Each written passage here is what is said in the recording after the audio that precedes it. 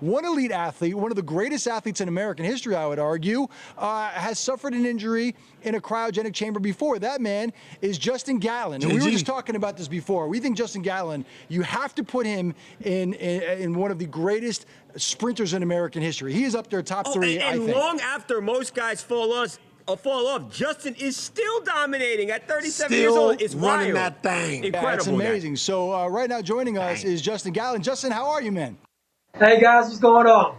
Good, but I got a question for you, man, because we've been following this Antonio Brown story all day, and as we were doing some research, we noticed that you actually had a situation in a cryogenic chamber back in 2011.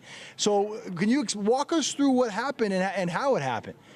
Well, you know, it was after a hot day of practice here in the Florida sun, and I got into the cryo chamber. I was still hot and sweaty, and I mean, those cryo chambers, though, they get cold, man. Yeah. So, and once I got out, frostbite city everywhere, man, like socks.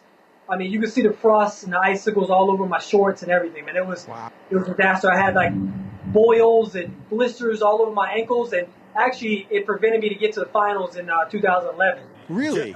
Justin, looking at Antonio's feet, having been through it, football fans, Raiders fans want to know when this guy's going to come back. Is this going to really limit him going forward for the foreseeable future?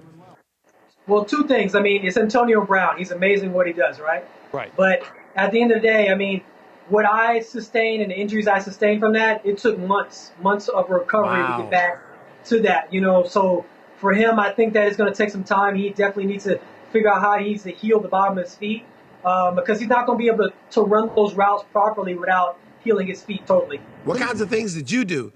What is the sort of road back to recovery like when you just sustain that kind of injury?